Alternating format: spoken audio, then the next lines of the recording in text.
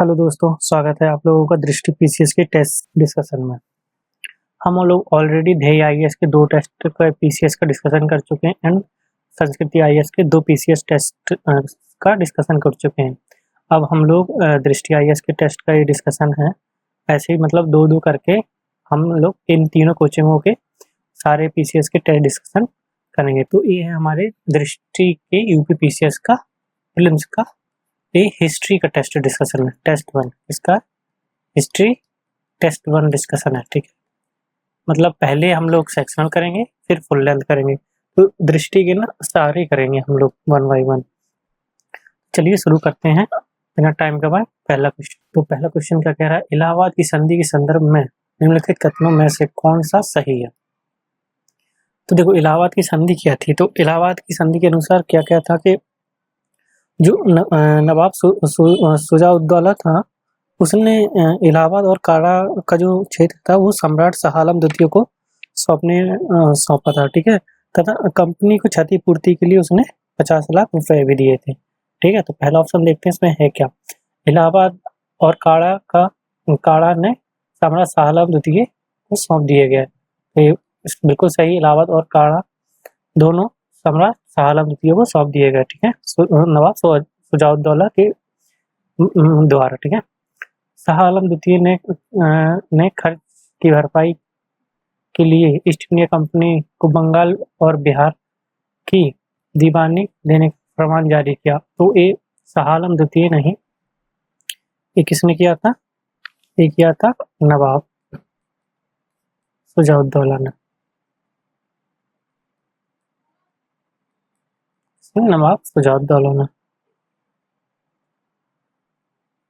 तो इसमें किस किस की दीवानी दी गई थी, बंगाल, बिहार और उड़ीसा की, बंगाल, बिहार और उड़ीसा, ठीक है। तो दूसरा गलत, पहला सही है, तो ऑप्शन ए बिल्कुल सही है।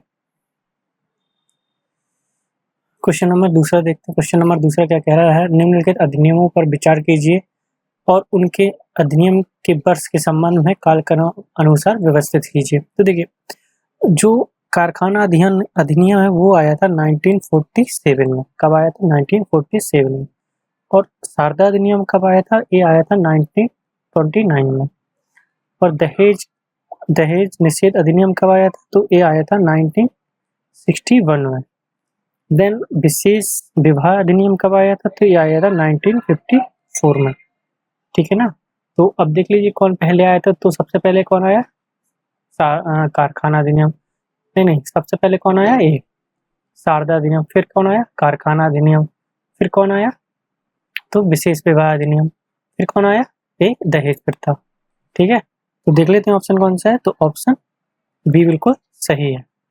अब क्वेश्चन नंबर देखते हैं 3। क्वेश्चन नंबर 3 क्या कह रहा है, निम्नलिखित में से किस ब्रिटिश अधिकारी ने बिहार में 1857 के विद्रोह को दबाया। तो देखो ये तो दबाया तो था ये विलियम टेलर ने, लेकिन अब मैं आपको थोड़ा और डिटेल में बता देता हूँ।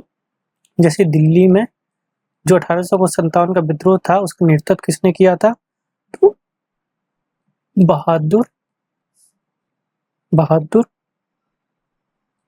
शाह द्वितीय ने किया था। और इसको दबाया किसने था, तो एक निकोलस ने दबाया था, जॉन निकोलस ने, ठीक है। और जो झांसी की रानी 1857 में जो झांसी की रानी और तात्या टोपे ने किया था ना, उसको दबाया था जनरल हुम रोज ने, ठीक है। और जो कॉलिन कैंपबेल है ना, इन्होंने देखो एक तो कानपुर का जो नाना साहब ने किया था कानपुर का, उसको दबाया था, और इनने एक और दबाया था, तो इनने दबाया था एक और बरेली का, इसका बरेली का जो 1857 के विद्रोह था, इनने 2 दबाने का काम किया था। तो ये थी चारों की जानकारी। ऑप्शन डी बिल्कुल सही है। इसमें पूछा है बिहार का, तो विलियम टेलर ने दबाया था। क्वेश्चन नंबर 4 क्या कह रहा है कि कुछ घटनाएं दी गई हैं और कुछ वायसराय दिए गए हैं, तो इनको मिलान करना है, ठीक है। तो मैं ये यहाँ लिखे दे रहा हूँ, लॉर्ड वेवेल, ठीक है। दूसरे में क्या दिया गया है, दूसरे में दिया गया है चेम्सफोर्ड,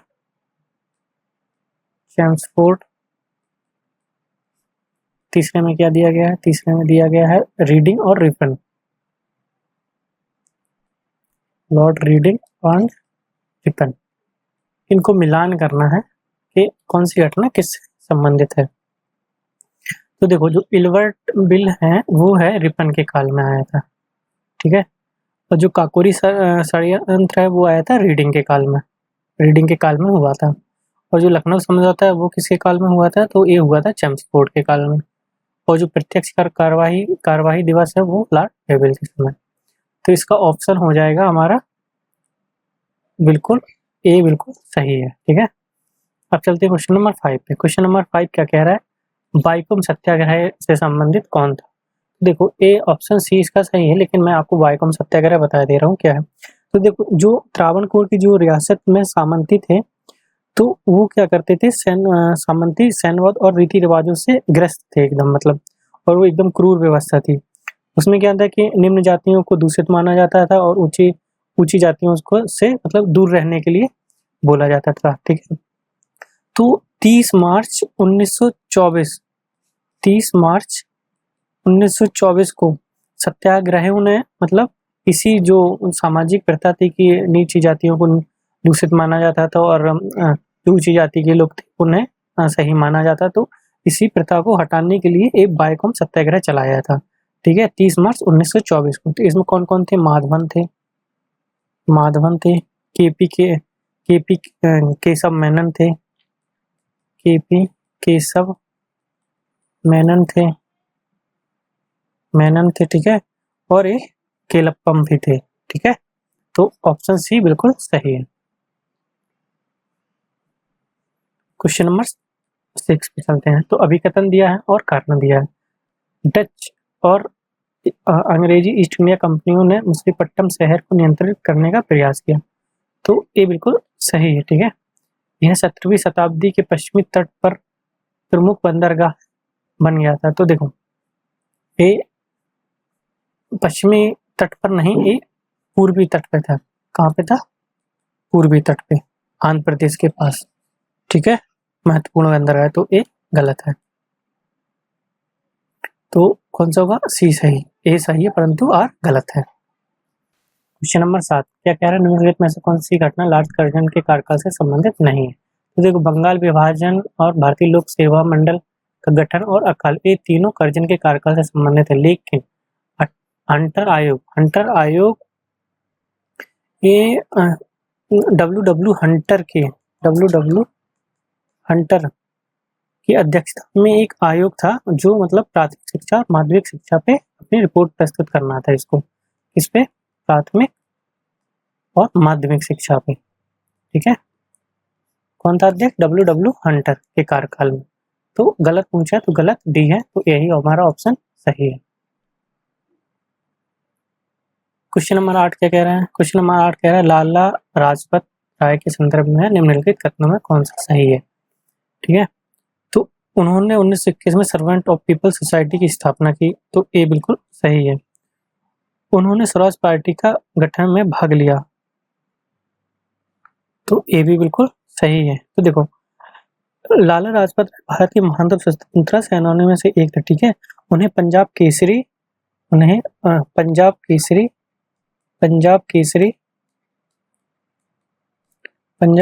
और पंजाब का शेर भी कहा जाता था, ठीक है।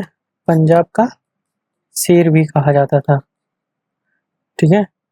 देशबंधु चित्तरंजन दास ने वर्ष 1922 में ना पंडित मोतीलाल नेहरू के साथ और लाला लाजपत राय के साथ मिलकर स्वराज पार्टी की स्थापना की।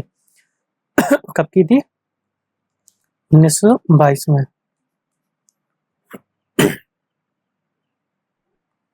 तो ऑप्शन सी हमारा बिल्कुल सही है। क्वेश्चन नंबर 9 क्या कह रहा है? भारत श्रमिक संघ आंदोलन की शुरुआत से सबसे भारत का पहला श्रमिक नेता माना जाता है, तो ये कौन थे? नारायण मेघाजी लोखंडे, ठीक है। कौन थे? नारायण मेघाजी लोखंडे। ऑप्शन ए बिल्कुल सही है। क्वेश्चन नंबर 10 क्या कह रहा है? जमींदारी प्रथा के संदर्भ में निम्नलिखित में से कौन सा सही नहीं है, ठीक है, सही नहीं है पूछ रहा है। तो देखो, इसने निश्चित किराए या अधिभोग अधिकारियों के प्रावधान के बिना सदस्यों के भूमि अधिकार को स्थायी रूप से स्थापित कर दिया। ये बिल्कुल सही है। इसी वर्ष 1993 में लॉर्ड कॉर्नवालिस द्वारा स्थायी बंदोबस्त के माध्यम से पेश किया गया। ये भी बिल्कुल सही है।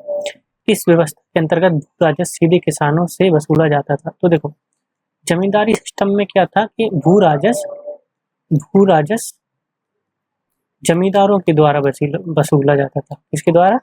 जमींदारों के द्वारा। ये बिचौलिया होते थे और ये मतलब किसानों से भू राजस्व एकत्रित करते थे और सरकार को, कंपनी को देते थे। तो ये गलत है, डायरेक्ट किसानों से नहीं वसूला जाता था। मंगल विहार उड़ीसा में प्रचलित था। तो ये भी बिल्कुल सही है। गलत पूछा है तो सी ऑप्शन हमारा बिल्कुल सही है। क्वेश्चन नंबर 11 क्या कह रहा है? अखिल भारतीय मजदूर संघ कांग्रेस के संबंध में निम्नलिखित कथनों पर विचार कीजिए। लाला लाजपत राय को AITUC के महासचिव के रूप में चुना गया। तो देखो, लाला लाजपत राय इसके महासचिव नहीं थे, वो थे अध्यक्ष। ठीक है, तो महासचिव कौन थे? महासचिव थे इसके दीवान चमन लाल। कौन थे? दीवान चमन लाल महासचिव थे। ठीक है, इसकी स्थापना कब हुई थी? तो इसकी स्थापना हुई थी 31 अक्टूबर 1920 में। ठीक है, कांग्रेस 1922 के गया अधिवेशन में AITUC के गठन का स्वागत किया और इसकी सहायता के लिए एक समिति का गठन किया। तो ये बिल्कुल सही है। पहला गलत है, दूसरा सही है। तो ऑप्शन बी हमारा बिल्कुल सही है। चलते हैं क्वेश्चन नंबर 12 पे। क्या कह रहा है कि निम्नलिखित कथनों पर विचार कीजिए और इनको कालक्रम अनुसार जोड़िए। तो हंटर आयोग कब आया था? ये आया था 1882 में। चार्ल्स वुड्स डिस्पैच कब आया था? तो ये आया था 1854 में। ली आयोग कब आया था? तो ये आया था 1924। रैले आयोग कब आया था? तो ये आया था 1902। ठीक है, तो इनको कालक्रम अनुसार जोड़ना है। तो हमारा ऑप्शन हो जाएगा बी बिल्कुल सही। क्वेश्चन नंबर 13 क्या कह रहा है? पबना विद्रोह से संबंधित है। तो पबना जमींदारों की दमनकारियां नीतियां। तो ये ऑप्शन बिल्कुल सही है, पबना विद्रोह से संबंधित है। क्वेश्चन नंबर 14 क्या कह रहा है? यूपी किसान महासभा का गठन कब हुआ था? तो देखो, जो इंद्र नारायण द्विवेदी और गौरी शंकर और मदन मोहन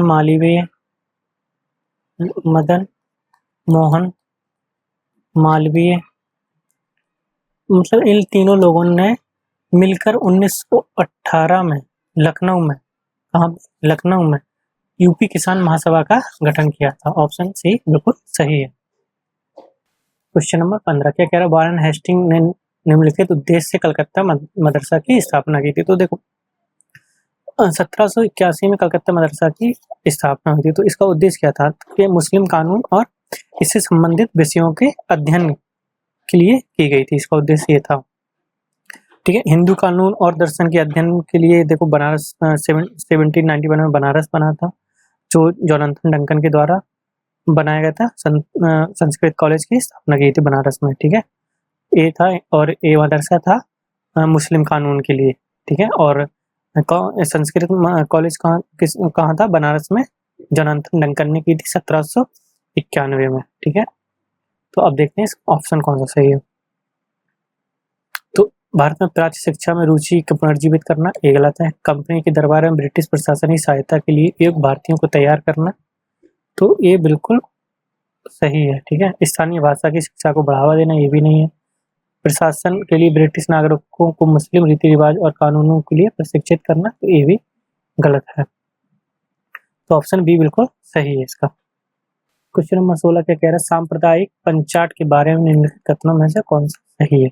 तो देखो, जो ब्रिटिश पीएम थे रैमसे मैकडोनाल्ड, इनकी द्वारा 16 अगस्त 1932 को सांप्रदायिक पंचाट की घोषणा की गई थी। ठीक है, इसमें उत्तर पश्चिमी सीमांत प्रांतों को छोड़कर सभी प्रांतों के लिए महिलाओं के लिए आरक्षण कितना था? 3% था, और उत्तर पश्चिमी प्रांत को छोड़कर, ठीक है, इसमें महिलाओं के लिए, सभी प्रांतों के लिए महिलाओं के लिए 3% आरक्षण था। ये था सांप्रदायिक पंचायत। इसी लौतीन समिति की सिफारिश के आधार पर सिफारिशों पर आधारित था, तो ये बिल्कुल सही है। सभी प्रांतों में महिलाओं के लिए 33% तो नहीं था, ये 3% था, तो ये गलत है। ऑप्शन ए बिल्कुल सही है हमारा। क्वेश्चन नंबर 17 क्या है? नेटाल इंडियन कांग्रेस की स्थापना किसने की थी? तो ए की थी महात्मा गांधी ने, नेटाल इंडियन कांग्रेस की स्थापना। तो देखो ये कब हुई थी? 1895 में हुई थी इसकी स्थापना। मतलब एक किसके उद्देश्य क्या था इसका? तो इसका उद्देश्य था कि दक्षिण अफ्रीका में जो भारतीय थे ना, और उनके साथ जो भेदभाव हो रहा था उसके खिलाफ, उससे लड़ने के लिए महात्मा गांधी ने नेटाल इंडियन कांग्रेस की स्थापना की थी। ठीक है ना। अब चलते हैं क्वेश्चन नंबर 18। क्वेश्चन नंबर 18 क्या कह रहा है? विभिन्न विद्वानों द्वारा 1857 के विद्रोह के वर्णन के संबंध में निम्नलिखित में से कौन से एक सही नहीं है? कुछ ठीक है। आउटराम अंग्रेजों को भारत से उखाड़ फेंकने का मुस्लिम षड्यंत्र। आउटराम का क्या था? आउटराम का कहना था कि अंग्रेजों को भारत से उखाड़ फेंकने का मुस्लिम षड्यंत्र। ये बिल्कुल सही है। इसने बिल्कुल, कार्ल मार्क्स ने क्या कहा था? अंग्रेजों द्वारा पूर्व में ही प्रारंभ सामाजिक प्रगति का विस्तार। ये भी बिल्कुल सही है। आर होम्स ईसाई धर्म के खिलाफ युद्ध। तो देखो ये गलत है। तो आर होम्स के अनुसार क्या था? आर होम्स ने ये कहा था कि यह सभ्यता और बर्बरता का संघर्ष है। क्या कहा था इन्होंने कहा था यह सभ्यता और बर्बरता का संघर्ष है, और ईसाई धर्म के खिलाफ युद्ध एक किसने कहा था? तो ये एक 1857 का विद्रोह मतलब ईसाई रीज के अनुसार था। ठीक है, ईसाई धर्म के खिलाफ इसके अनुसार था, ये रीज के अनुसार। बेंजामिन डिसाइली ये राष्ट्रीय उत्थान बिल्कुल सही है। आर होम्स के द्वारा इन्होंने क्या कहा था? इन्होंने कहा था कि यह सभ्यता और बर्बरता का संघर्ष है। 1857 के विद्रोह को कहा था इन्होंने। और ईसाई धर्म के खिलाफ युद्ध एक किसने कहा था? ये कहा था रीज ने। तो गलत कौन सा हो गया? C. Question number 19। Question number 19 क्या कह रहा है? कह रहा British committee of the Indian National Congress की स्थापना 1989 में ब्रिटेन में की गई थी। ये बिल्कुल सही है। इसका उद्देश्य ब्रिटेन में जनता को भारतीय मुद्दों के बारे में जागरूक करना। ये भी बिल्कुल सही है। तो ऑप्शन बिल्कुल सी 1 and 2। Question number 20। Question number 20 क्या कह रहा है कि भारतीय राष्ट्रीय कांग्रेस का विलय का निम्नलिखित में से किस संगठन के साथ विलय हुआ? तो ये हुआ था भारतीय राष्ट्रीय संघ। कब हुआ था? ये हुआ था 1886 में। ठीक है, जब कांग्रेस की कलकत्ता में कांग्रेस की दूसरी बैठक थी। कौन सी बैठक? दूसरी बैठक, उसमें इसका विलय हुआ था कांग्रेस में। Question number 21। क्वेश्चन नंबर 21 कह रहा है बंगाल विभाजन लागू हुआ। तो ये लागू कब हुआ था? तो ये अक्टूबर 1905 में लागू हुआ था। ठीक है। सूरत विभाजन कब हुआ था? तो ये हुआ था दिसंबर 1907 में। ठीक है। बंगाल विभाजन के विरुद्ध बहिष्कार प्रस्ताव कब हुआ था? तो ये हुआ था अगस्त 1905 में। दादा भाई नौरोजी ने घोषणा की कि राष्ट्रीय कांग्रेस का लक्ष्य स्वराज। ये कब घोषणा की गई थी? तो ये की गई थी दिसंबर 1906 में। तो अब इसे कालक्रम अनुसार व्यवस्थित करना है, तो कौन सा ऑप्शन हो जाएगा? ऑप्शन हो जाएगा हमारा बी सही बिल्कुल। Question number 22। प्रार्थना समाज ने सामाजिक जागरूकता के लिए कौन सा समाचार पत्र शुरू किया था? तो देखो प्रार्थना समाज हिंदू धर्म के भीतर एक सुधार आंदोलन था। और इसकी स्थापना कब हुई थी? तो इसकी स्थापना हुई थी 1867 में। ठीक है। तो इन्होंने कौन सा कौन सा समाचार पत्र शुरू किया था? तो सुबोध पत्रिका नामक पत्र इन्होंने शुरू किया था। Option C. क्वेश्चन नंबर 23 के अगर टीपू सुल्तान की मृत्यु के बाद मैसूर में क्या परिवर्तन हुआ था? तो देखो मैसूर का नया राज्य कृष्णराज तृतीय को सौंप दिया गया, जहां उन्होंने सहायक संधि स्वीकार कर ली। बिल्कुल सही है। विलियम बेंटिंग ने 1831 में कुशासन के आधार पर मैसूर पर अधिकार कर लिया। ये भी बिल्कुल सही है। लॉर्ड रिपन ने 1881 में राज्य को उसके शासक को बहाल कर दिया। ये भी बिल्कुल सही है। तो ऑप्शन 1, 2, 3 बिल्कुल सही है हमारे। Question number 24। क्वेश्चन नंबर 24 क्या कह रहा है? इलवर्ड बिल के बारे में निम्नलिखित में से कौन सा सही है? तो देखो इसे प्रस्तावित किया गया कि भारतीय मजिस्ट्रेट यूरोपीय लोगों पर आधारित मामलों में मुकदमा चलाएंगे। ये बिल्कुल सही है। इसने भारतीयों को यूरोपियों के खिलाफ दीवानी अधिकार आपराधिक मामले के दायर करने की अनुमति दी नहीं, ये अनुमति ले ली गई थी उन लोगों से, तो ये गलत है। इसने भारतीय सिविल सेवक अधिकारी को यूरोपीय जेलों की सजा लोगों को जेलों में सजा देने का अधिकृत किया, ये भी गलत है। यह भारतीय राष्ट्रीय समर्थन लिटन के नेतृत्व में एक आंदोलन था, तो ये भी गलत है। ऑप्शन ए बिल्कुल सही है हमारा। Question number 25। क्वेश्चन नंबर 25 क्या कह रहा है? क्वेश्चन नंबर 25 कह रहा है कि ये जो संधियां हैं और इनको मिलान करना है, कौन सी सही सम्मिलित है, ये पूछा है। तो देखो, जो पेरिस की संधि है संबंधित देश है अमेरिका, बिल्कुल सही है।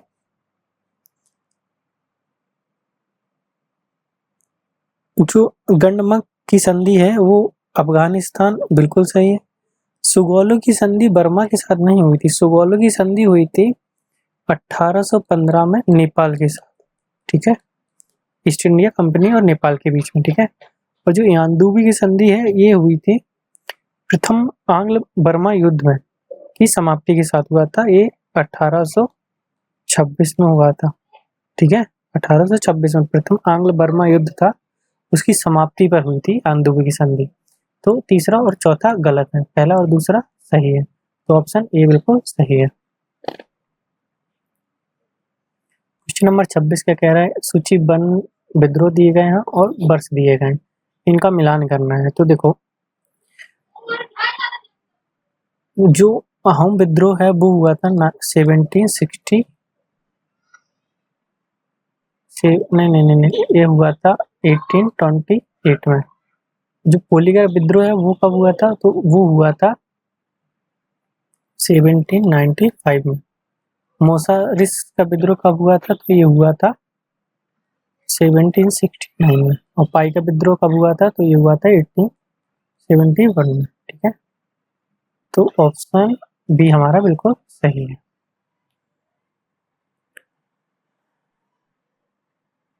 क्वेश्चन नंबर 27, खिलाफत आंदोलन से प्रत्यक्ष संबंधित नेता कौन नहीं थे? तो देखो, खिलाफत आंदोलन की स्थापना कब हुई थी? ये हुई थी 1999 में मोहम्मद अली और शौकत अली के द्वारा के नेतृत्व में, ठीक है। तो इसमें कौन नहीं थे तो पूछा है, तो मोहम्मद अली थे, ठीक है, शौकत अली थे और हसरत मोहानी भी थे, मोहम्मद इकबाल नहीं थे इसमें, ठीक है। ऑप्शन डी बिल्कुल सही है। क्वेश्चन नंबर 28, निम्नलिखित में से किस संधि ने द्वितीय आंग्ल मराठा युद्ध का मार्ग प्रशस्त किया? तो देखो, जो बड़गांव की संधि है वो कब हुई थी? तो ये हुई थी 1789 में। ये जो प्रथम संधि थी, प्रथम आंग्ल मराठा युद्ध थी देखो, प्रथम आंग्ल मराठा युद्ध थी जो हुआ था 1775 में, तो उसमें सूरत की संधि हुई थी। उस सूरत की संधि के रिव्यू का उल्लंघन करने के पर ये बड़गांव की संधि हुई थी, ठीक है। और ये बसीन की संधि थी, तो ये हुई थी बाजीराव द्वितीय और अंग्रेजों के बीच में। बसीन की संधि कब हुई थी? बाजीराव द्वितीय और बसीन और ईस्ट इंडिया कंपनी के साथ 1802 में, ठीक है। और जो पूना संधि थी ये हुई थी तीसरे आंग्ल मराठा युद्ध में 1817 में। तो इसमें कौन सा है कि द्वितीय आंग्ल मराठा युद्ध? तो ऑप्शन सी बिल्कुल सही है। क्वेश्चन नंबर 29 क्या कह रहा है कि प्राउड रिजर्व की नीति लागू, किसने प्राउड रिजर्व की नीति लागू की? तो देखो, प्राउड रिजर्व की जो नीति है ना वो की थी लॉर्ड लिटन ने, इसने की थी लागू लॉर्ड लिटन ने। अब चलते क्वेश्चन नंबर 30 पे, क्या कह रहा है? अभिकथन और कारण दिए गए। असहयोग आंदोलन के दौरान मोतीलाल नेहरू, सीआर दास, सी राजगोपालाचारी और आसफ अली कई वकीलों ने अपनी वकालत छोड़ दी, तो ये बिल्कुल सही है। इस आंदोलन के बाद मानद सरकारी उपाधियों का बहिष्कार एवं महत्वपूर्ण विशेषता थी। तो देखो, जो ये ऑप्शन गलत है, ऑप्शन ये सही है, लेकिन ये ऊपर वाले की व्याख्या नहीं कर रहा है, ठीक है, क्योंकि ये जो ये मतलब उपाधियां हैं ये जलियांवाले बाग के बाद छोड़ी गई थी। ठीक है, तो दोनों सही है लेकिन व्याख्या नहीं कर रहा है। ऑप्शन ऑप्शन इज बी बिल्कुल सही है। ठीक है,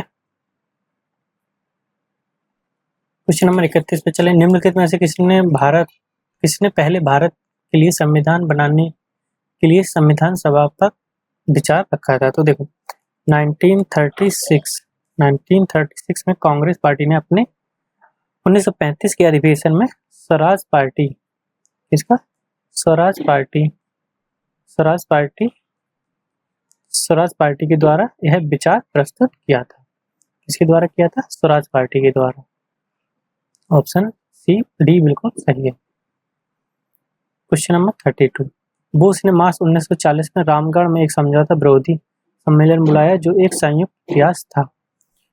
तो देखो ये किसका संयुक्त वो था प्रयास? तो ये था फॉरवर्ड ब्लॉक, ठीक है, और किसान महासभा का।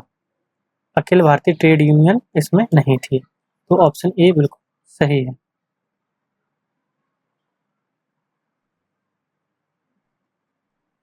क्वेश्चन नंबर 33 क्या कह रहा है?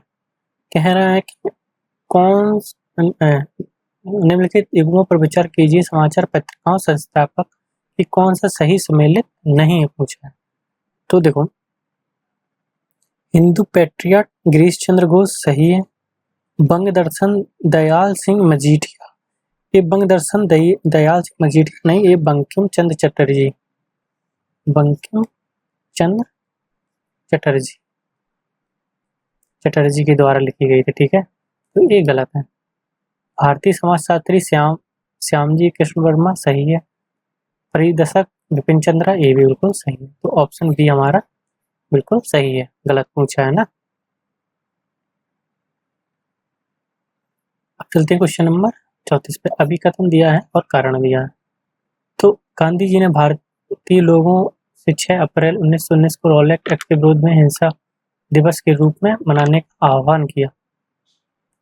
तो ये बिल्कुल सही है। ठीक है, इस एक्ट में अभिव्यक्ति की स्वतंत्रता जैसे मौलिक अधिकारों पर अंकुश लगाया और पुलिस शक्तियों को मजबूत किया। तो देखो सही ये भी है लेकिन ये इसकी व्याख्या नहीं कर रहा है। ठीक है, तो कौन सा होगा इसमें? हमारा होगा बी बिल्कुल सही।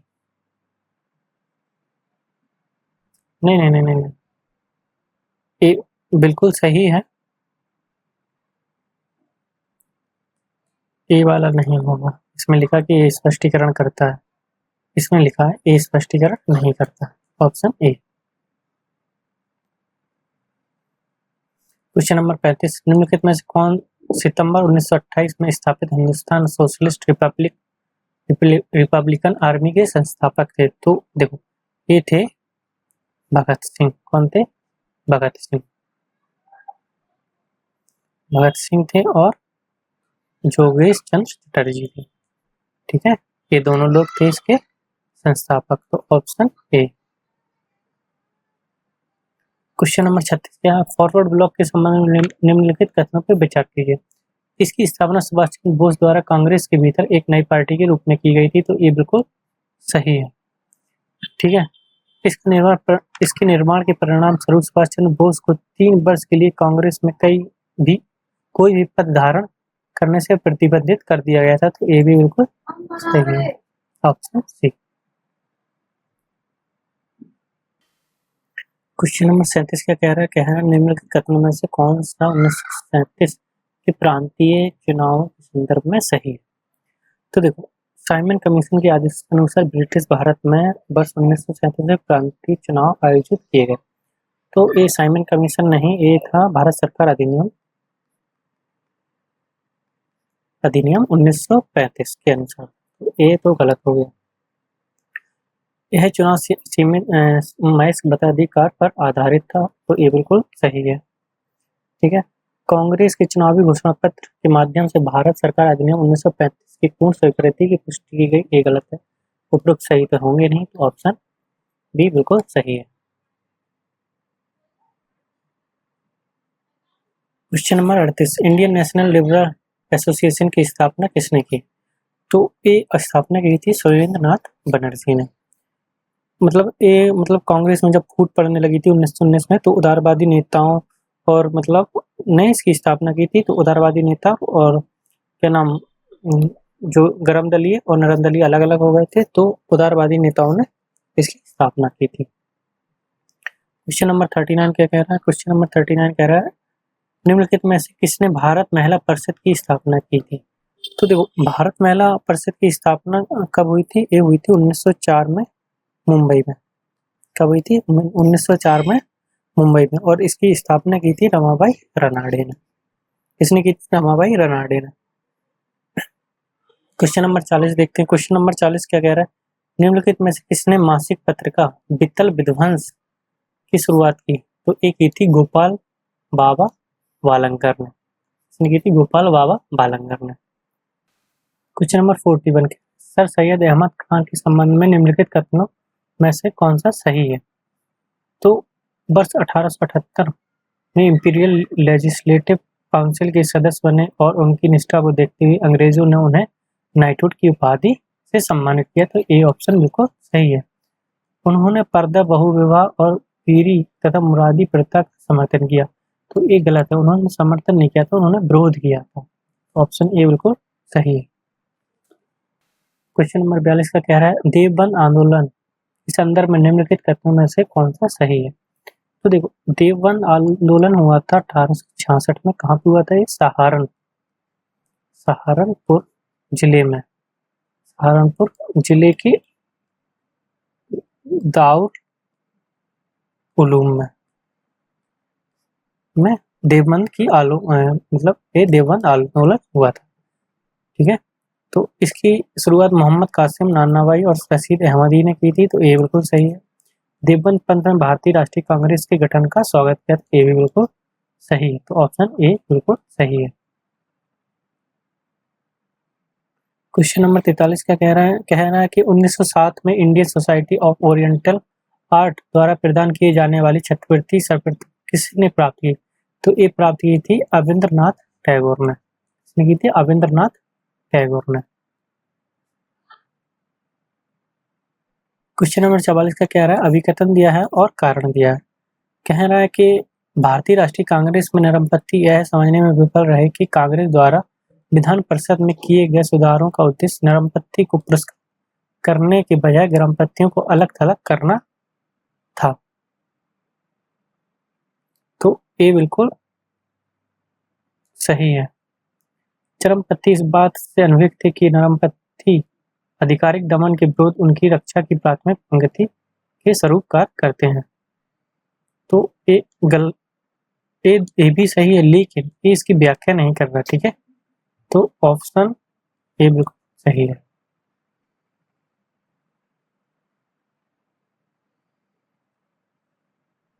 क्वेश्चन नंबर 45 उपयुक्त में से कौन सा सही नहीं है पूछा है। ठीक है,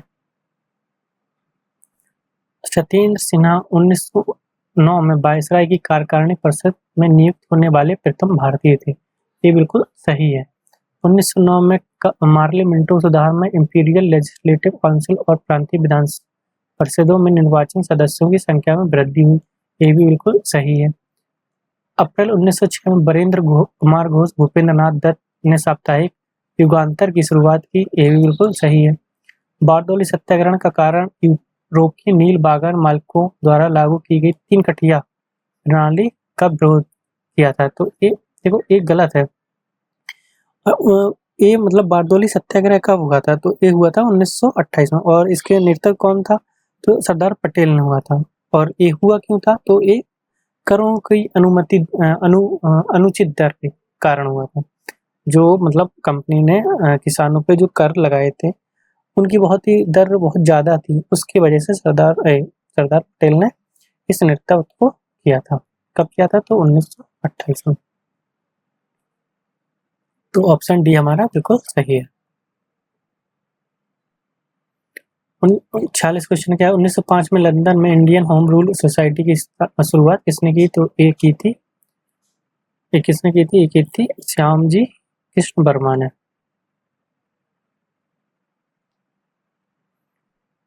क्वेश्चन नंबर 47 गदर पार्टी के संबंध में निम्नलिखित कथनों पर विचार कीजिए। इसका मुख्यालय वैंकूवर में स्थित था और इसकी अन्य शाखाएं अमेरिकी तट और सुदूर पूर्व क्षेत्र तक विस्तृत थीं। तो ये बिल्कुल सही है। इसके सदस्यों का उद्देश्य भारत में विद्रोह की शुरुआत करना और 1914 में 2 घटनाओं कामागाटा मारू घटना और प्रथम विश्व युद्ध की शुरुआत ने इसे अपने उद्देश्यों के लिए काफी प्रोत्साहन दिया। ये भी बिल्कुल सही है। तो 1 और 2 डी ऑप्शन बिल्कुल सही है। अब चलते हैं क्वेश्चन नंबर 48 में। क्वेश्चन नंबर 48 में। इस निम्नलिखित में से किसका संबंध 1915 की Berlin committee for Indian independence से नहीं है? तो यह है गुरबख्श सिंह ढिल्लों का संबंध इससे नहीं है। ऑप्शन डी बिल्कुल सही है। क्वेश्चन नंबर 49 के कह रहा है निम्नलिखित में से कौन सा सही नहीं है? 1813 के अधिनियम के अनुसार राजस्व प्रशासन की न्यायपालिका के कार्यों को अलग कर दिया गया। तो ये बिल्कुल सही है। 1813 के चार्टर अधिनियम के अनुसार भारत में व्यापार पर कंपनी के एकाधिकार समाप्त हो गया, किंतु कंपनी के चीन के साथ चाय का व्यापार बरकरार रहा। ये भी सही है। 1793 के चार्टर अधिनियम से बंगाल, मद्रास, बॉम्बे अन्य क्षेत्रों के गवर्नर जनरल को पूर्ण नियंत्रण दे दिया गया। ये भी बिल्कुल सही है। 1821 के भारतीय परिषद अधिनियम द्वारा ब्रिटिश भारत सरकार के कार्यकारी और विधायी कार्यों को अलग कर दिया गया। तो ये किया गया था 1853 के चार्टर अधिनियम से। तो ये गलत है। गलत पूछा है तो ऑप्शन डी बिल्कुल सही है। क्वेश्चन नंबर 50 कारावास में डाले जाने वाले पहले भारतीय पत्रकार कौन थे? तो ये थे सुरेंद्रनाथ बनर्जी। क्वेश्चन नंबर 50 क्या कह रहा है बुरजूम पुरातन स्थल में नवपाषाण युग के अस्थि निर्मित औजारों की जानकारी मिलती है। स्थल कहाँ पे है? तो यह है मध्य प्रदेश में। ऑप्शन बी बिल्कुल सही है। क्वेश्चन नंबर 52 क्या कह रहा है चारों वेदों में सबसे लघु वेद कौन सा है? तो सबसे लघु वेद है सामवेद। ठीक है। और सबसे छोटा वेद सामवेद है और सबसे बड़ा वेद कौन सा है? ऋग्वेद। इसमें 10 मंडल हैं और 1028 सूक्त हैं। सबसे बड़ा मंडल है। क्वेश्चन नंबर 53 क्या है किस पाषाण युग में लोगों को की चित्रकला में सबसे अधिक रुचि थी? तो ये रुचि थी इनकी मध्य पाषाण काल में। Option B. Question number 14 Sindhu घाटी सभ्यता के लोगों को निम्नलिखित में से किस पशु के विषय में जानकारी नहीं थी? तो ये उनको शेर के बारे में जानकारी नहीं थी। क्वेश्चन नंबर 55 क्या कह रहा है सिंधु घाटी की सभ्यता का विस्तार के संबंध में निम्नलिखित में से कौन सा एवं सही सम्मिलित नहीं है? तो देखो सही सम्मिलित नहीं है पूछा है। तो सबसे उत्तरी कौन सा है? मांडा। बिल्कुल सही है। J&K में है। सबसे दक्षिणी है दैमाबाद। सही है। महाराष्ट्र में है। सबसे पश्चिमी सुतकंडोर। ये भी सही है। पाक और ईरान की सीमा पर है। और सबसे पूर्वी स्थल है आलमगीरपुर ये मेरठ में। ये भी बिल्कुल सही है। सुरकोटजा नहीं है ये सुतकंदोर। तो ये गलत है। पश्चिमी कौन सा है? सबसे पश्चिमी सुतकंडोर पाक और ईरान की सीमा पे। तो ऑप्शन सी गलत पूछा है।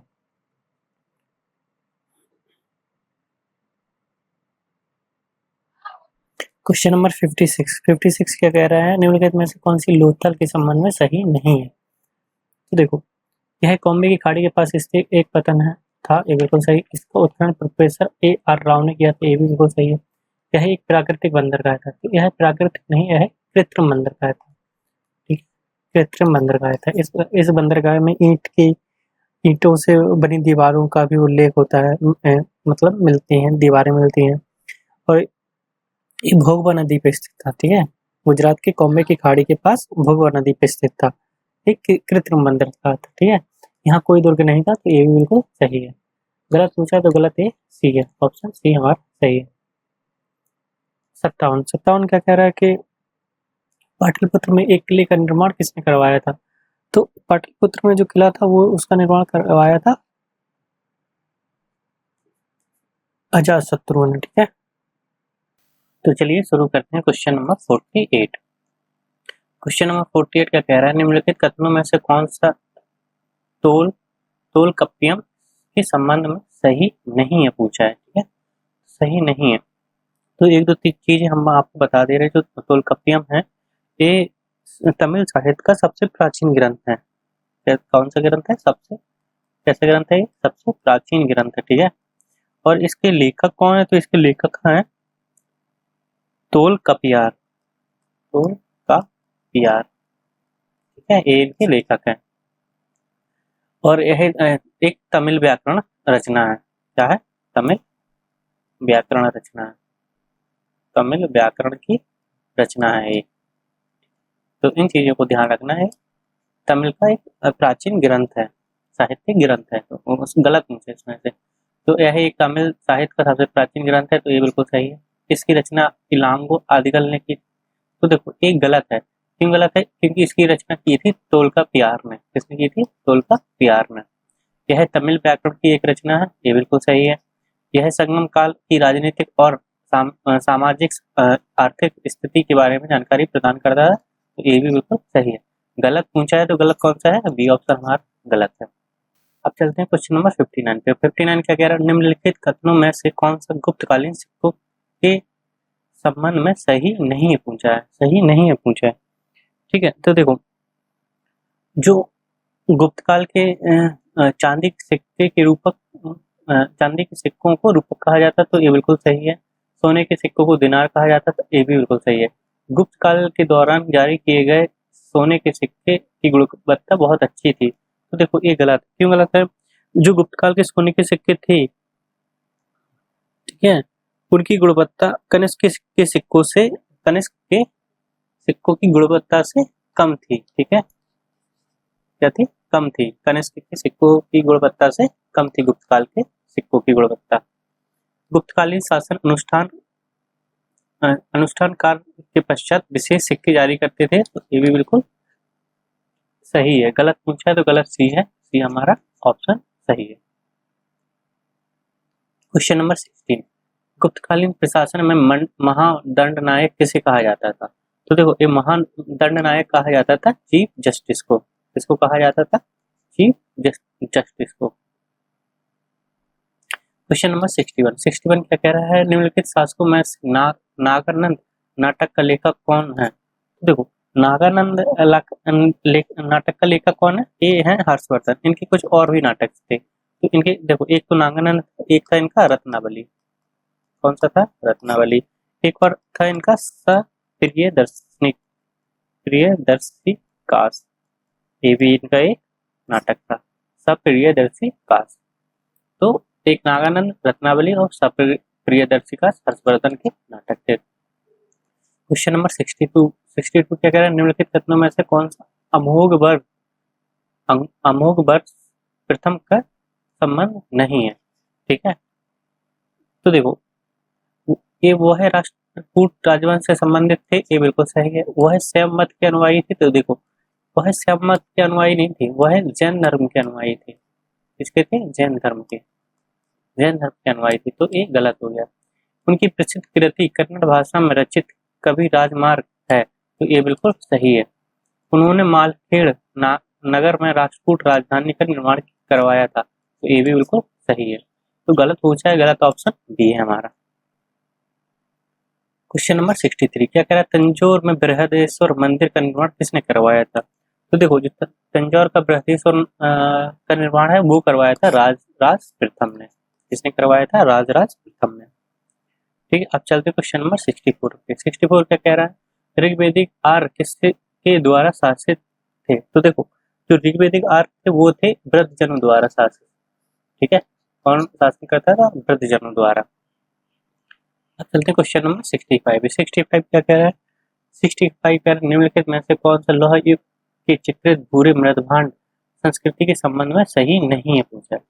तो देखो, इस काल के लोग मिट्टी से बनी कटोरे, चित्रित भूरे मिट्टी के बर्तनों का उपयोग करते थे, तो ये बिल्कुल सही है, ठीक है।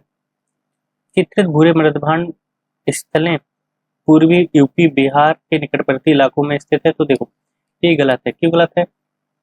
ये कहाँ पे मिले हैं, ठीक है। ये चित्रित मृदभांड ये कहाँ पे मिले हैं? तो देखो, ये मिले हैं पंजाब हरियाणा के क्षेत्र में, पंजाब हरियाणा राजस्थान के क्षेत्र में, ठीक है। पंजाब हरियाणा राजस्थान के क्षेत्र में मिले, यूपी बिहार के निकटवर्ती इलाकों में स्थित नहीं है, तो ये गलत है। इस युग के लोग लोहे से के अधिकार हथियारों का इस्तेमाल करते थे, तो ये भी बिल्कुल सही है। इस काल में कई जनजातीय समूह और राज्यों का उल्लेख मिलता है, ये भी बिल्कुल सही है। और गलत पूछा, ऑप्शन बी हमारा गलत है, तो यही सही है। क्वेश्चन नंबर 66 क्या कह रहा है, उपनिषद दिए गए हैं और व्याख्या दी गई, तो उनके बारे में बताना है, मिलान करना है। तो देखो, इनका कूट ये दिया गया है, ठीक है। जो ऐत्रेय है वो आत्मा एवं चेतना की उत्पत्ति है, ये बिल्कुल सही है। छंदयोग छंदयोग छंदयोग है, उपनिषद है, तो मंत्र का लय जाप, ये भी बिल्कुल सही है, ठीक है। कठ है, नचिकेता एंड यम की कथा, बिल्कुल सही है। मुंडक है, सत्यमेव जयते, ये भी बिल्कुल सही है। तो ये चारों सही है, ठीक है। 1 2 3 4 सही है। तो ऑप्शन कौन सा हो जाएगा इसमें हमारा, ये ऑप्शन हो जाएगा हमारा बिल्कुल सही। अब चलते हैं क्वेश्चन नंबर 67। क्या कह रहे हैं, मौर्य सम्राट को अमित्रघात कहा जाता है, निम्नलिखित में से किस मौर्य सम्राट को अमित्रघात कहा जाता है, तो ये कहा जाता है बिंदुसार, इसको बिंदुसार को। क्वेश्चन नंबर 68 क्या कह रहा है, मौर्य प्रशासन के तहत भूमि पर एकत्रित करने वाले अधिकारियों के एक वर्ग को कहा जाता था, तो ये कहा जाता था एग्रोनोमोई। क्या कहा जाता था, एग्रोनोमोई, जो कर को एकत्रित करते थे। क्वेश्चन नंबर 69 क्या क्या, तो बेसनगर स्तंभ शिलालेख निम्नलिखित में से किसने स्वयं को भागवत के रूप में वर्णित किया है, तो देखो ये किया है डिमेट्रियस ने। अच्छा, बेसनगर शिलालेख कहाँ पे स्थित है, तो ये है एमपी में। कहाँ पे, एमपी में। क्वेश्चन नंबर 70 क्या है, निम्नलिखित में से कौन सा इंडो ग्रीक शासन मिनेंडर से संबंधित सही है, तो देखो उनकी राजधानी साकल थी, ये बिल्कुल सही है। बौद्ध ग्रंथ मिलिंद और नागसेन के बीच एक दार्शनिक वाद है, ये भी बिल्कुल सही है। तो ऑप्शन ए हमारा बिल्कुल सही है, 1 एंड 2। क्वेश्चन नंबर 71 क्या कह रहा है, कुषाण वंश के निम्नलिखित शासकों में से किसने अपने सिक्कों पर स्वयं को महेश्वर घोषित किया था, तो देखो ये किया था बिम कडफिसेस ने। किसने किया था, बिम कडफिसेस ने। क्वेश्चन नंबर 72, गौतमीपुत्र सतकर्णी से संबंधित नासिक अभिलेख निम्नलिखित में से किस भाषा में लिखा गया था, तो देखो ये लिखा गया था प्राकृतिक भाषा में। देखो जो नासिक शिलालेख है वो किसके शासन में था, तो ये शासन काल में था, ये सातवाहन शासन जो वंश था उसके शासन में था। गौतमी सतकर्णी के द्वारा लिखा गया था, ठीक।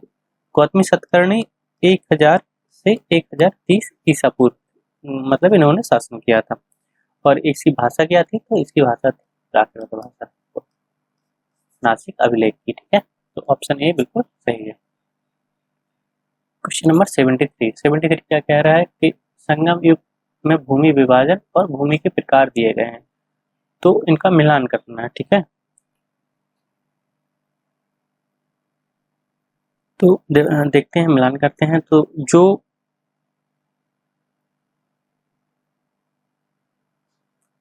कुरुंजी है ना, उसको बोलते थे हम पहाड़ी रास्ता। क्या बोलते थे, पहाड़ी रास्ता, ठीक है। और जो पहले है उसको बोलते थे मरुस्थल, मरुस्थल, ठीक है। और जो मलाई है उसको बोलते थे हम चारागाह, चारागाह। और जो नेथल है इसको बोलते थे हम लोग क्या बोलते हैं, तटीय क्षेत्र। तो ये चारों मिलान 1 2 3 4 सही है हमारे। तो इसमें से ऑप्शन कौन सा है, नहीं 1 2 3 सही नहीं है, पहले का दूसरे में जा रहा है, ठीक है। पहाड़ी रास्ता, देखो कुरुंजी पहाड़ी रास्ता है, कुरुंजी पहाड़ी रास्ता, पहले क्या है, मरुस्थल है, पहले क्या है, मरुस्थल है, दूसरे का पहला, ठीक है। और तीसरे का तीसरा और चौथे का चौथा। तो ऑप्शन बी हमारा बिल्कुल सही है। क्वेश्चन नंबर 74 क्या कह रहा है, पांड्य साम्राज्य का प्रतीक चिन्ह क्या था, तो देखो पांड्य साम्राज्य का जो प्रतीक चिन्ह था वो मछली था। अब हम कुछ चीजें आपको बता देते हैं। पांड्य मतलब राज्य है, यहाँ पे साम्राज्य है, यहाँ प्रतीक चिन्ह है, ठीक है। और यहाँ पे उनकी राजधानी है, क्या है, राजधानी। ठीक है। तो पांडे जो पांडे था उनकी राजधानी उनका प्रतीक चिन्ह क्या था? मछली। ठीक है। और राजधानी क्या थी? राजधानी थी मदुरै। ठीक है। पांडे चोल चोल चोल क्या था? उनकी क्या नाम राजधानी प्रतीक चिन्ह क्या था? तो बाघ था। उनकी राजधानी क्या थी? ओरियो। क्या थी? ओरियो।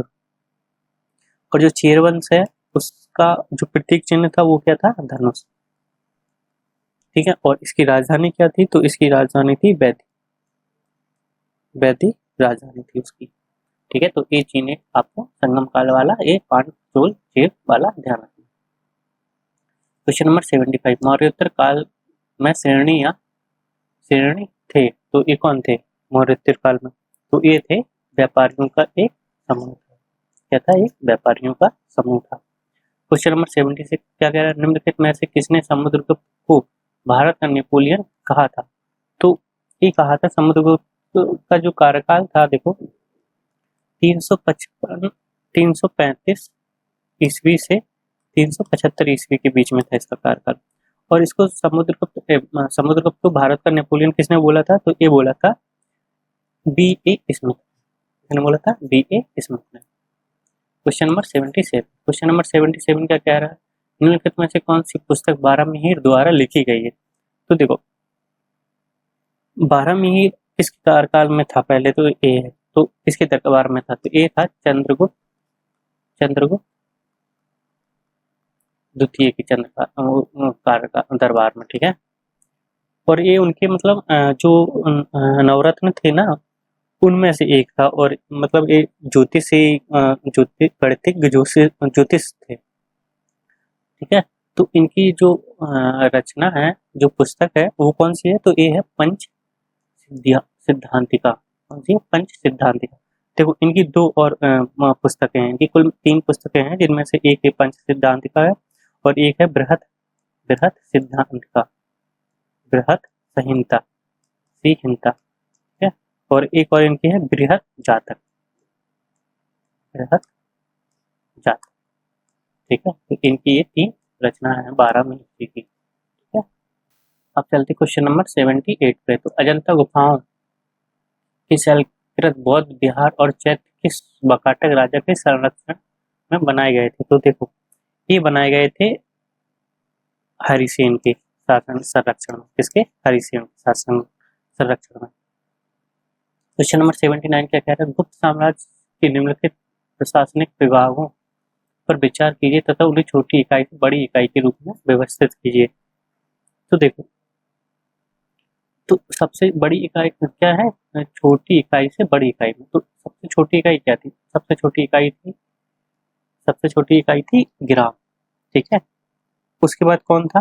तो उसके बाद था भुक्ति। ठीक है। उसके बाद कौन था? तो उसके बाद था विषय। विषय के बाद था विधि। ठीक। तो ऑप्शन कौन सा हो जाएगा हमारा? ऑप्शन हो जाएगा 1 बी 2 1 3 4। ठीक। क्वेश्चन नंबर 80 क्या कह रहा है? निम्नलिखित में से कौन बीजगणित के जनक और भारत के पहले ज्ञात खगोल शास्त्री थे? तो ये थे हमारे आर्यभट्ट प्रथम। कौन थे? आर्यभट्ट प्रथम। क्वेश्चन नंबर 81 निम्नलिखित में से 16 जनपदों में से एक नहीं है। तो देखो जो इनमें एक गांधार जो है हमारी क्या नाम ये 16 महाजनपदों में था। पांचाल भी था और कंबोज भी था। जो कौशाम्बी था ना वो महाजनपद में नहीं था। ठीक है। ये थी बस एक महाजनपद था उसकी राजधानी थी कौशाम्बी। पूछा है नहीं है तो ऑप्शन डी बिल्कुल सही है। ये कौशाम्बी वत्स की राजधानी थी। ठीक है ना। हाँ, महाजनपद में अधिकारी दिए गए हैं और संबंधित कार्य पूछे गए हैं। क्वेश्चन नंबर 82 तो देखो जो व्यापारिक थे तो उनका क्या काम था? उनका काम था न्याय। ठीक है। और जो सर्वार्थक थे उनका था सामान्य मामले। गणक थे गणक का कार्य था मुख्य लेखाकार और भागदूत का कार्य था भाग का संग्रह। ठीक है। तो क्वेश्चन नंबर 82 का ऑप्शन क्या हो जाएगा हमारा? बी ऑप्शन बिल्कुल सही। क्वेश्चन नंबर 83 का कह रहा है तेलुगु कृति अमुक्ता माल्यदा के लेखक कौन थे। तो देखो जो तेलुगु कृति थी ये इसके जो लेखक थे वो थे विजयनगर राजवंश के कृष्णदेव राय। कौन थे? कृष्णदेव राय। किस राज्य के शासक थे? तो ये विजयनगर राजवंश के शासक थे। क्वेश्चन नंबर 84 तांडव नृत्य मुद्रा में नटराज की मूर्ति निम्नलिखित में से किस साम्राज्य से संबंधित है। तो एक साम्राज्य से संबंधित है तो ये है चोल साम्राज्य से संबंधित। किससे? चोल साम्राज्य से संबंधित। क्वेश्चन नंबर 85 निम्नलिखित में से कौन बाणभट्ट द्वारा लिखा गया है। तो ये लिखा गया है बाघ पीर। और इसमें एक नहीं, ये नहीं लिखा, बाघ पीर नहीं लिखा गया है, इसमें लिखा गया है हर्षचरित और पार्वती प्रणय। ये दोनों लिखे हैं बाणभट्ट ने। तो ऑप्शन डी हमारा बिल्कुल सही है।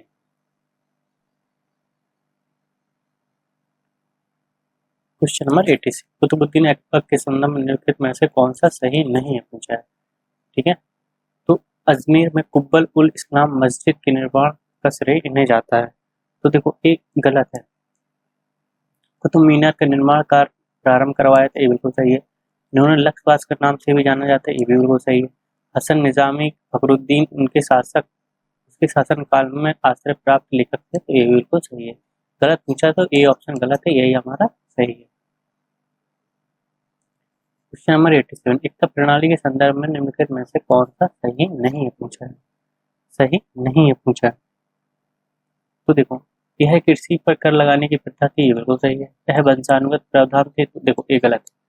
एकता का जो था वो वंशानुगत नहीं था, वंशानुगत नहीं था। ठीक है, इस चीज का ध्यान रखना।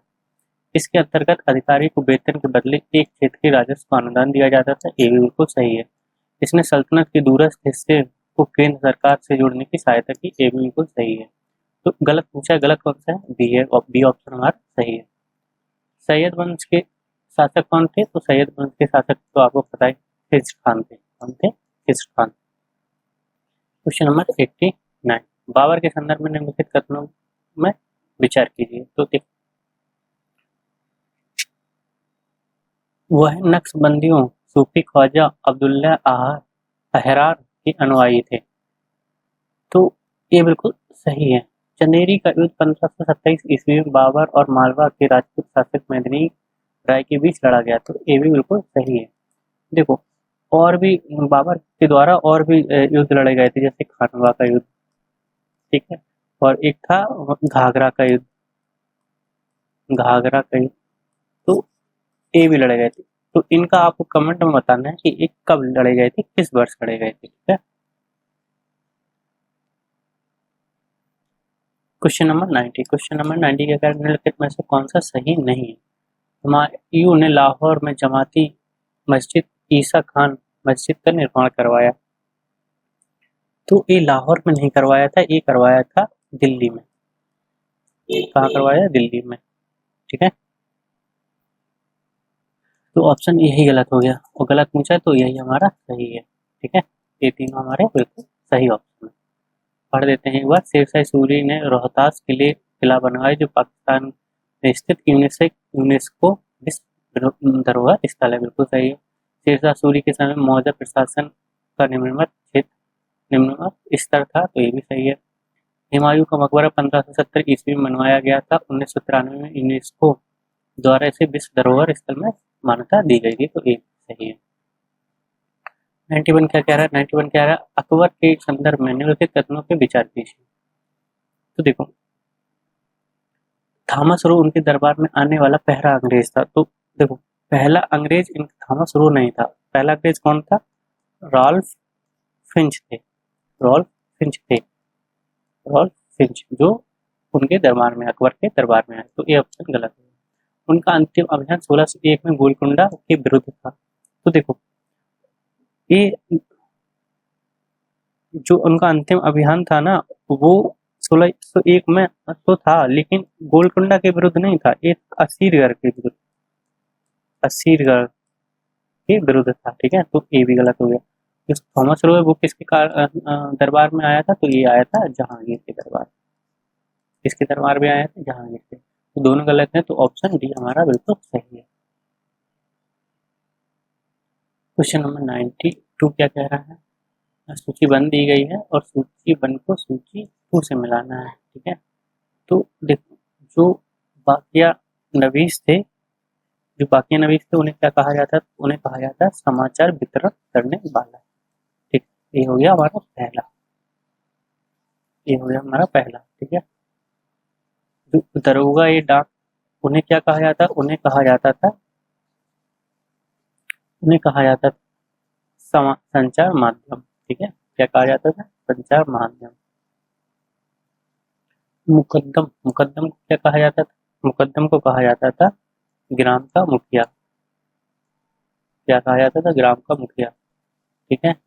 और जो मुतसद्दी क्या था? मुतसद्दी थे बंदरगाह की गवर्नर, ठीक है। तो कौन सा ऑप्शन हो जाएगा? ऑप्शन बी हमारा बिल्कुल सही हो जाएगा।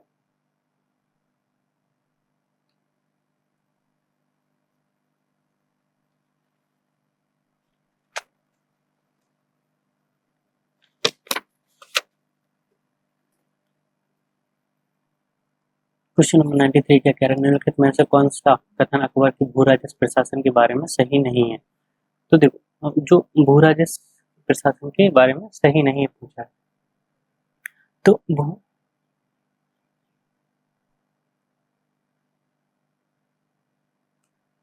देखते हैं ऑप्शन क्या कह रहा है। अकबर ने 10 साल भूमि राजस्व प्रणाली की शुरुआत की, तो ये बिल्कुल सही है। चाचर भूमि की प्रत्येक वर्ष की खेती की जाती थी, तो देखो ये गलत है। क्यों? प्रत्येक वर्ष जिस भूमि पर खेती की जाती थी, तो उसे क्या कहते थे? उसे कहते थे पूजन, पूलज। क्या कहते थे? पूलज कहते थे, जिस पर प्रत्येक वर्ष खेती की जाती थी। चाचर किसे कहते थे? चाचर कहते थे 3 या 4 वर्ष में जिस पर खेती की जाती थी। जिस भूमि पर 3 या 4 वर्ष में खेती की जाती थी, उसे कहते थे चाचर, ठीक है। अकबर ने किसानों के प्रति उदार दृष्टिकोण अपनाया, ये भी सही है। बटाई या गल्ला बख्शी भू राजस्व के मूल्यांकन की प्रणालियों में से एक थी, ये भी बिल्कुल सही है। तो गलत पूछा है, बी ऑप्शन हमारा गलत है। क्वेश्चन नंबर 94 क्या कह रहा है? कौन सा सम्मिलित नहीं है पूछा है, तो कौन सा सम्मिलित नहीं है? तो देखो, गोविंद देव मंदिर नासिक, ये नासिक में नहीं है। गोविंद देव मंदिर है, ये वृंदावन में। कहाँ पे है? वृंदावन में। तो ये गलत हो गया पहला। बीबी का मकबरा औरंगाबाद में, बिल्कुल सही है। एतमदुल्ला मकबरा आगरा में, बिल्कुल सही है। पंचमहल फतेहपुर सीकरी, बिल्कुल सही। तो ये तीनों सही है। गलत ये ऑप्शन है, और यही पूछा है गलत, तो ये बिल्कुल सही है। क्वेश्चन नंबर 95 क्या कह रहा है? 95 कह रहा है, निम्नलिखित में से किसने बाबरनामा का फारसी अनुवाद किया है? तो ये किया था खाने खानान है, अब्दुल रहीम खाने खानान है। अब देखते हैं क्वेश्चन नंबर 96। 96 क्या कह रहा है? डोमिंगो पेस एक तत्कालीन व्यापारी था जो राजा कृष्णदेव राय के शासनकाल में आया था, तो ये बिल्कुल सही ऑप्शन है। कब आया था ये? आया था 1520 में। जब ये भारत आया था, तो इसने साथ में ही मिस्र की भी अ, व्यापार किया, मिस्र की भी निर्माण किया था। फ्रैंकाइस बर्नियर ने मुगल शहरों को केप टाउन के रूप में वर्णित किया, तो ये बिल्कुल सही है। तो दोनों सही हैं, तो ऑप्शन ए और बी दोनों सही हैं। सूफीवाद में सोहर का अर्थ क्या है? तो सूफीवाद में सोहर का अर्थ है सहिष्णुता का पालन करना। सहिष्णुता का पालन करना। मराठा स्थानीय और प्रांतीय प्रशासन के संदर्भ में आरोही क्रम में बढ़ती हुई क्रम सही क्रम में लिखिए। आरोही का मतलब होता है बढ़ती हुई क्रम में, ठीक है। मतलब छोटी फिर उससे बड़ी, फिर उससे बड़ी। तो जो मौजा था वो सबसे छोटा था, ठीक है। मौजा था वो सब छोटा था। मौजा, परगना, तरफ तरफ बड़ प्रांत और प्रांत। तो ऑप्शन ए हमारा बिल्कुल सही है। 99 क्या कह रहा है? मोदी लिपि का उपयोग निम्नलिखित में से किस दस्तावेजों में किया गया था? तो ये किया गया था मराठा दस्तावेजों में। इसमें किया गया था मराठा दस्तावेजों में। क्वेश्चन नंबर 100 क्या कह रहा है? निम्नलिखित में से कौन सा विद्वान दर्शन सुमेलित नहीं है पूछा है, ठीक है। तो देखो, शंकराचार्य अद्वैत बिल्कुल सही है। रामानुजनम विशिष्ट अद्वैत द्वैतवाद बिल्कुल सही, निम्बार्क द्वैतवाद बिल्कुल सही है। बल्बाचार द्वैत, तो देखो बल्बाचार का था शुद्ध द्वैतवाद, क्या था? शुद्ध द्वैतवाद, शुद्धाद्वैत या शुद्ध अद्वैतवाद बोल दें, शुद्ध अद्वैतवाद, अद्वैतवाद ये था इनका, द्वैत नहीं था इनका, तो ये गलत है, यही हमारा सही है। क्वेश्चन नंबर 101 क्या कह रहा है? कह रहा है कि निम्नलिखित कथनों में से कौन सा सही है?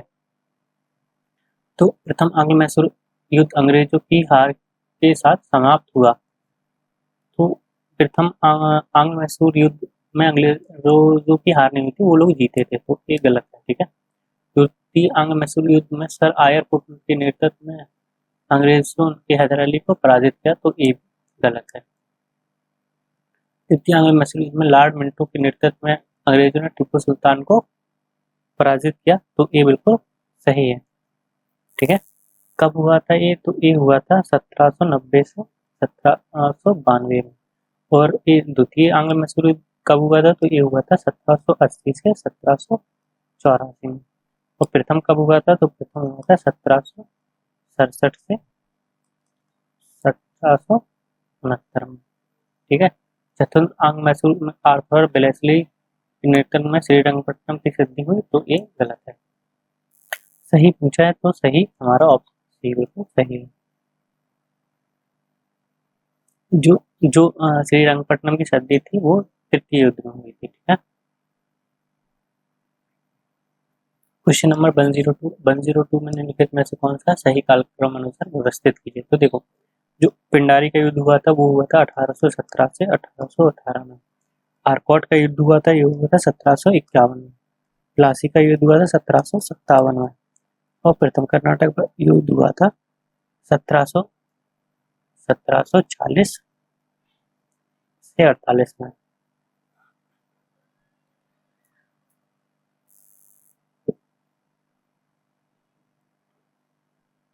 तो ऑप्शन ए हमारा बिल्कुल सही है।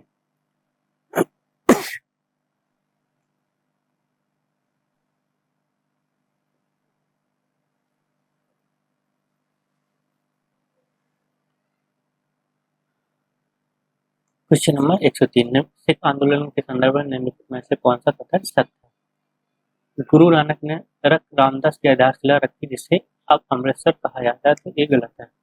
गुरु अंगद ने लंगर समुदाय रसोई की अवधारणा पेश की, ये भी गलत है।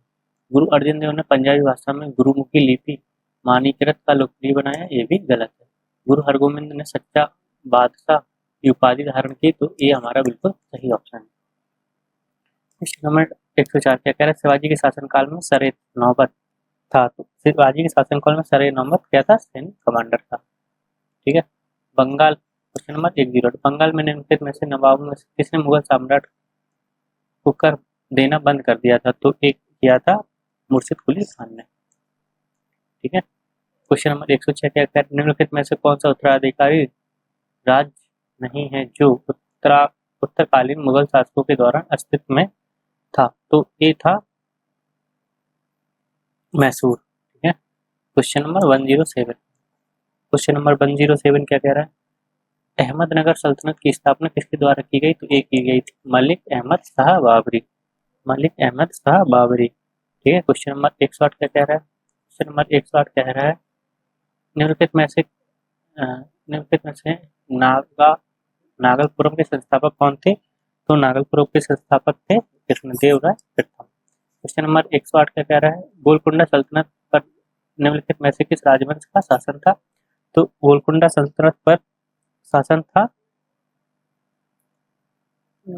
आदिल शाह राजवंश का, कुतुब शाही का, निजाम शाही का, तो ये है ऑप्शन बिल्कुल इनमें से कोई नहीं है, ये तीनों गलत है, ठीक है। क्वेश्चन नंबर 10 क्या कह रहा है? 110 क्या कह रहा है? बहमनी साम्राज्य के संदर्भ में निम्नलिखित में से कौन सा सही है? ठीक है। अलाउद्दीन बहमन शाह प्रशासन के सामंतवादी प्रारूप अपनाया था, बिल्कुल सही है। दौलताबाद के निकट फिरोज शाह बहमनी द्वारा एक बैतशाला बनाई गई थी, ये भी बिल्कुल सही है, तो ऑप्शन ए 1 2 बिल्कुल सही है। क्वेश्चन नंबर 111 क्या कह रहा है, निम्नलिखित में से कौन सा देश हॉकी विश्व कप 2023 का प्रथम विजेता है, तो ये था बेल्जियम। कौन था? बेल्जियम। क्वेश्चन नंबर 112 क्या कह रहा है, निम्नलिखित में से किस किस स्थान पर भारत का पहला ऑनलाइन गेमिंग उत्कृष्ट केंद्र स्थापित किया गया है, तो ये किया गया है शिलांग में। 113 क्या कह रहा है, भारत के 78वें ग्रैंड मास्टर कौन बने हैं, तो ये बने हैं कौस्तव चटर्जी। 114 क्या कह रहा है, निम्नलिखित पदक विजेताओं पर विचार कीजिए। ठीक है, तो कह रहा है पद्म विभूषण सम्मानित किया गया है, तो मुलायम सिंह को भी किया गया है, श्रीनिवासन को भी, जाकिर हुसैन को। ऑप्शन डी बिल्कुल सही है, तीनों लोगों को पद्म विभूषण से सम्मानित किया गया है। क्वेश्चन नंबर 115 क्या कह रहा है, निम्नलिखित में से किस स्थान पर विश्व का पहला ताड़पत्ता पांडुलिपि संग्रहालय स्थापित किया गया है, तो ये किया गया है केरल में। क्वेश्चन नंबर 116 क्या कह रहा है, हाल ही में भारतीय प्रधानमंत्री ने निम्नलिखित में से किस स्थान पर टेंट सिटी का उद्घाटन किया है, तो ये किया है वाराणसी में। क्वेश्चन नंबर 117 निम्नलिखित में से किस राज्य को पहला पूर्ण डिजिटल बैंकिंग राज्य घोषित किया गया है, तो ये किया गया है केरल को।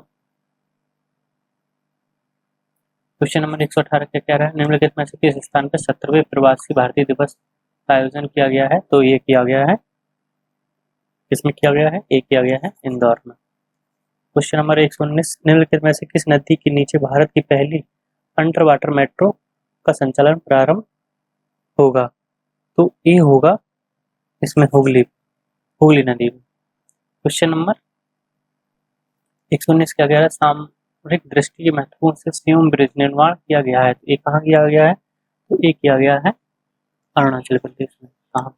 अरुणाचल प्रदेश में। 121 तुम्लोसर द्वारा मनाया जाने वाला एक प्रमुख त्योहार है, तो तुम्लोसर किसके द्वारा मनाया जाता है, तो ये बनाया जाता है नेपाल के द्वारा, नेपाली लोगों के द्वारा।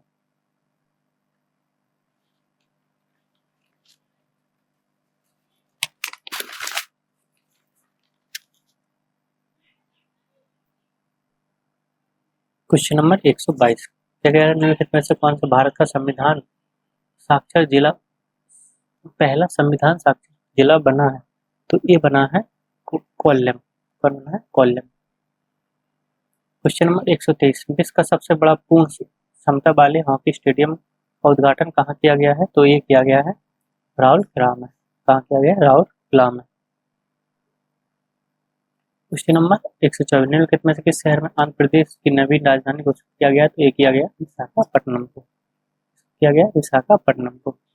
क्वेश्चन नंबर 125 निम्नलिखित में से किस देश में हाल ही में यूरो को अपनी आधिकारिक मुद्रा के रूप में स्वीकार किया गया है, तो ये किया है क्रोएशिया ने। इसने क्रोएशिया ने।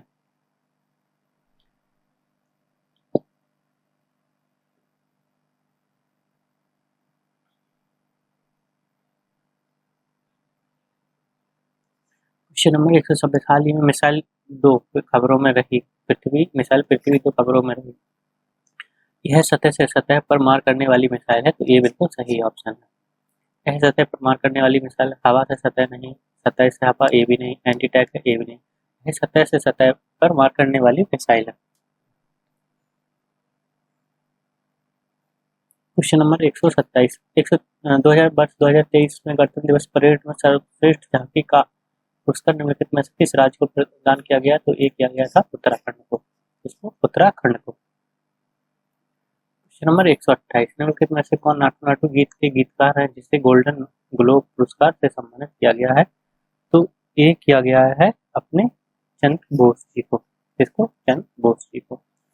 129 क्या कह रहा है, एक दिवसीय क्रिकेट इतिहास में निम्नलिखित में से कौन से द्वारा शतक बनाने वाले सबसे कम उनके क्रिकेटर बन गए हैं, तो ये बने हैं सुमन गिल। कौन बने हैं? सुमन गिल। ठीक है, इन लोगों ने तो एक दिवसीय क्रिकेट में अभी तक दोहरा शतक लगाया नहीं है इंडिया के लिए। एक किसान किशन ने लगाया था बांग्लादेश के खिलाफ, ठीक है, लेकिन सबसे कम उम्र के हैं सुमन गिल। 130 क्वेश्चन निम्नलिखित में भारतीय संगीतकार ने अपना तीसरा ग्रैमी पुरस्कार जीता है, तो वो है कौन है, तो 130 में कौन? ये है रिकी कैश। कौन है? Ricky cash. 131 क्या कह रहा है, निम्नलिखित में से कौन सा शहर काला घोड़ा कला महोत्सव से संबंधित है, तो ये है मुंबई। कौन है? मुंबई। 125 क्या कह रहा है, निम्नलिखित में से किसने national geography picture of the year जीता है? तो ये जीता है कार्तिक सुब्रमण्यम ने। किसने? कार्तिक सुब्रमण्यम ने। क्वेश्चन नंबर 133 क्या कह रहा है, IR बौद्धिक संपदा IP इंटेलेक्चुअल प्रॉपर्टी सूचकांक 2023 में भारत का स्थान कौन सा है? तो भारत का स्थान है 42वां। कौन सा? 42वां। क्वेश्चन नंबर 134 क्या कह रहा है, निम्नलिखित में से जिस बैंक समूह के अध्यक्ष के रूप में नियुक्त किया गया है? तो ये किया गया है अजय बंगा को। क्वेश्चन नंबर 135 का कह रहा है, निम्नलिखित में से व्यक्ति अपने क्षेत्र से संबंधित है?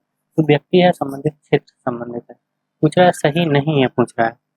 ठीक है, तो देखो कनक रेले, मोहिनीअट्टम सही है, जैस्मिन चिल्ड्रन लॉन्ग जंपर सही है, ऐश्वर्या प्रताप तंवर भारतीय खेल निशानेबाजी सही है, कि सचिन रविंद्र है ना, ये शतरंज नहीं, ये क्रिकेट से है। किससे? क्रिकेट से हैं, और किसके? न्यूजीलैंड के क्रिकेटर। ठीक है, तो ये गलत है, गलत ही पूछा है, तो यही सही है। क्वेश्चन नंबर 136 क्या कह रहा है, विघ्नेश NR खिलाड़ी हैं, तो ये किससे हैं? ये है शतरंज से संबंधित। क्वेश्चन नंबर 137 निम्नलिखित में से किसने विक्ट्री सिटी उपन्यास लिखा है? तो विक्ट्री सिटी उपन्यास लिखा है सलमान खुर्शीद। क्वेश्चन नंबर 138 क्या कह रहा है, ये याया तुसो झील निम्नलिखित में चर्चा में रही स्थित है? तो याया तुसो झील कहाँ पे है? तो ये है लद्दाख में। क्वेश्चन नंबर 39 इनमें से कौन सा फिल्म 2023 के लिए बाप का पुरस्कार जीता है? तो ये जीता है हमारा all quite on the western front. नीति 140 नीति आयोग के नए CEO कौन है? नीति आयोग के नए CEO हैं हमारे BR सुब्रमण्यम। 141 क्या कह रहा है, निम्नलिखित में से किसके द्वारा वर्ष 2023 में रणजी ट्रॉफी जीती गई है? तो रणजी ट्रॉफी किसने जीती है? सौराष्ट्र ने। 142 क्या कह रहा है, राष्ट्रीय विज्ञान दिवस 2023 का विषय क्या था? थीम क्या थी? तो इसकी थीम थी वैश्विक कल्याण के लिए वैश्विक विज्ञान। ठीक है, 143 का कह रहा है, निम्नलिखित में से सामाजिक विकास आयोग के 62वें सत्र की अध्यक्षता किसके द्वारा की गई है? तो ये की गई है हमारे इसके द्वारा, रुचिका कंबोज के द्वारा। किसके द्वारा? रुचिका कंबोज के द्वारा। 144 ऑस्ट्रेलियन ओपन का पुरुष एकल खिताब किसने जीता है? तो ये जीता है हमारे किसने? जैकोविच ने। ठीक है, 145 निम्नलिखित में से किस स्थान पर लिथियम के भंडार पाए गए हैं? तो लिथियम के भंडार कहाँ पे पाए गए हैं? ये पाए गए हैं हमारे रियासी में। हाँ, रियासी में।